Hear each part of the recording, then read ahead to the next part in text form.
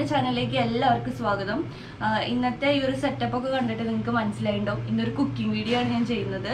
അതായത് കുറച്ച് വെറൈറ്റി ആയിട്ടുള്ള ഐറ്റംസ്, ബിരിയാണി കൊണ്ട് ചെയ്യുന്ന കുറച്ച് ഡിഷസ് ഉണ്ടല്ലോ, അത് ഞാൻ കാണിക്കാമെന്ന് വിചാരിച്ചു. അപ്പോൾ ഇന്ന് ഞാൻ ചെയ്യുന്നത് മഷ്റൂം റൈസ് ആണ്.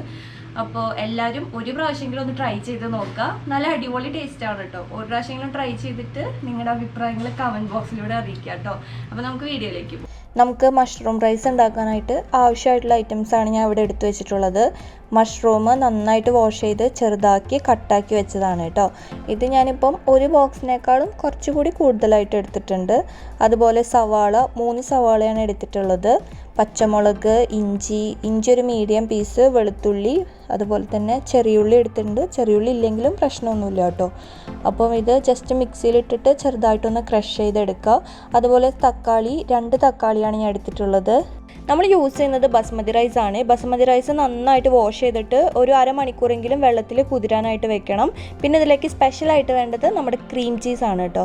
പിന്നെ തൈര് എടുത്തിട്ടുണ്ട്, പിന്നെ ചെറുനാരങ്ങ. അപ്പോൾ നമുക്ക് ഉള്ളിയും ഇഞ്ചിയൊക്കെ ജസ്റ്റ് ഒന്ന് ക്രഷ് ചെയ്തിട്ട് എടുക്കാം. ഞാനിവിടെ ഒരു പച്ചമുളക് എടുക്കുന്നുള്ളൂ.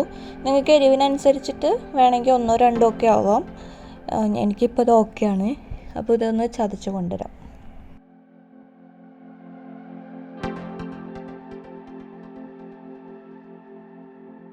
കുക്കറിലാണ് കേട്ടോ ഞാൻ ഈ റൈസ് ചെയ്യുന്നത്. അതിനു മുമ്പ് തന്നെ നമുക്ക് മഷ്റൂമിലേക്ക് കുറച്ച് മസാല വരട്ടി വെക്കാനുണ്ട്.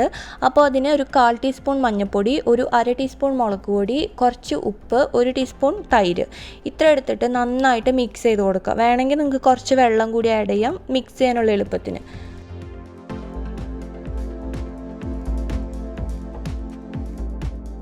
ഇത് നന്നായി മിക്സ് ചെയ്തിട്ട് ഒരു 20 മിനിറ്റ് ഞാനിപ്പോൾ ഇത് ഫ്രിഡ്ജിലേക്ക് വെക്കുകയാണ്. അപ്പോൾ അത്യാവശ്യം കുറച്ച് വായ്വട്ടമുള്ള കുക്കർ എടുക്കാൻ നോക്കുക. അപ്പോൾ നമുക്ക് ഈസി ആയിട്ട് ചെയ്യാൻ പറ്റും.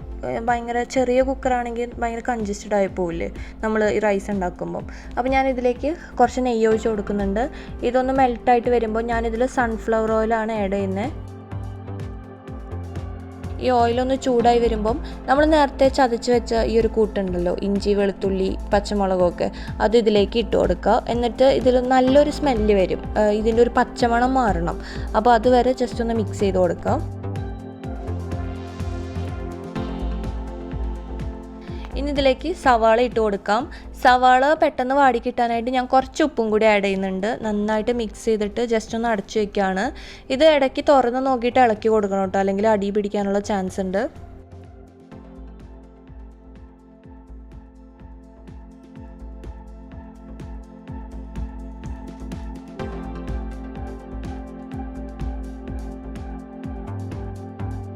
കണ്ടോ, നമ്മുടെ സവാള നന്നായിട്ട് വാടി വന്നിട്ടുണ്ട്. ഈ ഒരു പരിവാകുമ്പോഴാണ് നമ്മളിതിലേക്ക് പൊടികൾ ചേർത്ത് കൊടുക്കുക. അതിന് നമുക്ക് ഇനി ഞാൻ മഞ്ഞൾപ്പൊടി ഇടുന്നില്ല കേട്ടോ. മഞ്ഞൾപ്പൊടി നേരത്തെ ഞാൻ ഇട്ടുകൊണ്ട് മഷ്റൂമിലേക്ക് നമ്മൾ ഇട്ടിട്ടുണ്ടല്ലോ, അതുകൊണ്ട് ഞാൻ ഇതിലേക്ക് മഞ്ഞൾപ്പൊടി ഇടുന്നില്ല. 1 ടീസ്പൂൺ മുളക് പൊടിയാണ് ഇടുന്നത്. അതുപോലെ തന്നെ 1 ടീസ്പൂൺ മല്ലിപ്പൊടി, ഒരു 1/2 teaspoon garam masala home made garam മസാലയാണ് കേട്ടോ, ഞാനിവിടെ പൊടിച്ചതാണ്. പൊടികളൊക്കെ ഇട്ടിട്ട് നന്നായിട്ട് മിക്സ് ചെയ്ത് കൊടുക്കുക. തീ നന്നായി കുറച്ച് വെക്കണം, അല്ലെങ്കിൽ പെട്ടെന്ന് കരിഞ്ഞു പോകും.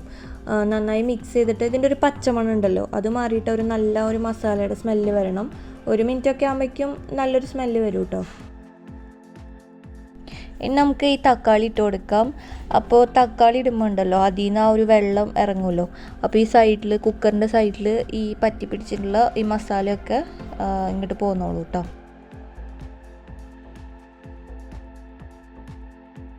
തക്കാളിയൊക്കെ വാടി നല്ല പേസ്റ്റായിട്ട് വരുമ്പം ഞാനിതിലേക്ക് ക്രീം ചീസാണ് ആഡ് ചെയ്യുന്നത്. നമ്മൾ കാഷ്നട്ടൊക്കെ പേസ്റ്റാക്കി ഇട്ട് കൊടുക്കൂലേ, അതുപോലെ തന്നെ ക്രീമൊക്കെ ആഡ് ചെയ്യുന്ന പോലെ തന്നെയാണ് ഈ ഒരു ക്രീം ചീസ്. നല്ലൊരു ഫ്ലേവറും ഒരു പ്രത്യേക ടേസ്റ്റാണ് കേട്ടോ. അപ്പോൾ അതിട്ട് കൊടുത്തിട്ടുണ്ട്. അതുപോലെ തന്നെ കാഷ്നട്ടും മുന്തിരിയും കൂടിയിട്ട് ഞാൻ നെയ്യിൽ പൊരിച്ചെടുത്താണ്, അതും കൂടി ഇടുന്നുണ്ട്.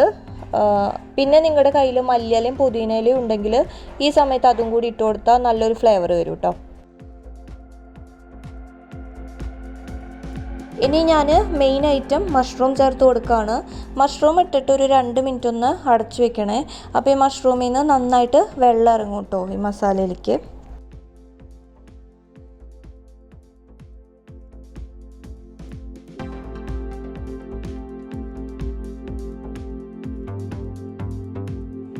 കണ്ടോ നമ്മുടെ മഷ്റൂമിൽ നിന്ന് നന്നായിട്ട് വെള്ളം ഇറങ്ങിയിട്ടുണ്ട്.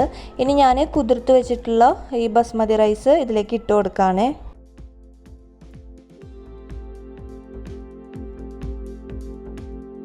എന്നിട്ടൊന്ന് മിക്സ് ചെയ്തിട്ട് ഒരു 2 മിനിറ്റ് കൂടി വെക്കുക.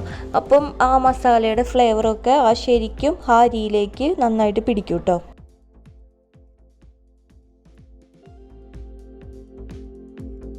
ഇനി ഞാനിതിലേക്ക് വെള്ളം ഒഴിച്ച് കൊടുക്കുകയാണ്. ചൂടുവെള്ളം ഒഴിക്കാനായിട്ട് പ്രത്യേകം ശ്രദ്ധിക്കണം കേട്ടോ. ഞാനിപ്പോൾ 2 ഗ്ലാസ് ബസ്മതി റൈസാണ് എടുത്തത്. അപ്പോൾ എനിക്ക് 2 ഗ്ലാസ് അരിക്ക് 3.5 ഗ്ലാസ് വെള്ളമാണ് ആവശ്യമുള്ളത്. ഇനിയിപ്പോൾ നിങ്ങൾ ജീരകശാല അരിയാണ് എടുത്തതെങ്കിൽ 2 ഗ്ലാസ് അരിക്ക് 4 ഗ്ലാസ് വെള്ളം ആവശ്യമുണ്ടാവും കേട്ടോ. ഇനി ഞാനിത് ഹൈ ഫ്ലെയിമിലാക്കിയിട്ട് നന്നായിട്ട് തിളപ്പിക്കുകയാണ് കേട്ടോ. തുറന്ന് വെച്ച് തിളപ്പിക്കുകയാണ്. തിളച്ച് വരുമ്പം ലോ ഫ്ലെയിം ആക്കുക. തീ നന്നായിട്ട് കുറച്ചിട്ട് ഇതിൻ്റെ കുക്കറിന് വിസിൽ വെക്കേണ്ട ആവശ്യമില്ല കേട്ടോ. വിസിൽ ഊരി മാറ്റിയിട്ട് കുക്കർ അടയ്ക്കുക. എന്നിട്ട് ലോ ഫ്ലെയിം ഇട്ടിട്ട് കറക്റ്റ് ഒരു 8 മിനിറ്റ് വേവിക്കുക. കറക്റ്റ് 8 മിനിറ്റ് ആകുമ്പം ഫ്ലെയിം ഓഫ് ചെയ്തിട്ട് ഞാനത് അപ്പുറത്തേക്ക് മാറ്റി വയ്ക്കുകയാണ്. ഇപ്പോൾ ഒരു 15 മിനിറ്റ് കഴിഞ്ഞിട്ടുണ്ട്. ഞാൻ കുക്കർ ഒന്ന് ഓപ്പൺ ആക്കി നോക്കട്ടെ. കുക്കർ ഒന്ന് തണുത്തതിന് ശേഷം മാത്രം തുറന്നാൽ മതി കേട്ടോ. ഇപ്പോൾ നമ്മുടെ റൈസ് അടിപൊളിയായിട്ട് വന്നിട്ടുണ്ട്. ഇതൊന്ന് ഒരു ഫോർക്ക് വെച്ചിട്ട് ജസ്റ്റ് ഒന്നിങ്ങനെ മിക്സ് ചെയ്ത് കൊടുക്കുക. മസാലയൊക്കെ ഒന്ന് എല്ലായിടത്തേക്കും സെറ്റാവാൻ വേണ്ടിയിട്ട്. ഇത് കുഴഞ്ഞിരിക്കണമെന്ന് വിചാരിച്ചിട്ട് ആരും ടെൻഷൻ അടിക്കണ്ട കേട്ടോ. അത് തണുത്ത് കഴിയുമ്പം റൈസ് വിട്ട് വരും. റൈസ് അടിപൊളിയായിട്ട് വന്നിട്ടുണ്ട്. നല്ല അടിപൊളി ടേസ്റ്റാണ് കേട്ടോ. എല്ലാവരും ട്രൈ ചെയ്ത് നോക്കണം. കുട്ടികൾക്കൊക്കെ എന്തായാലും ഇഷ്ടപ്പെടും. വെജിറ്റേറിയൻകാർക്കൊക്കെ അടിപൊളി ഒരു ബിരിയാണിയാണ്. എല്ലാവരും ട്രൈ ചെയ്ത് നോക്കുക. ഇഷ്ടപ്പെട്ടെങ്കിൽ ഫ്രണ്ട്സിനൊക്കെ ഒന്ന് ഷെയർ ചെയ്ത് കൊടുക്കുക. ലൈക്ക് ചെയ്യുക, ഷെയർ ചെയ്യുക, സബ്സ്ക്രൈബ് ചെയ്യുക കേട്ടോ. Thank you.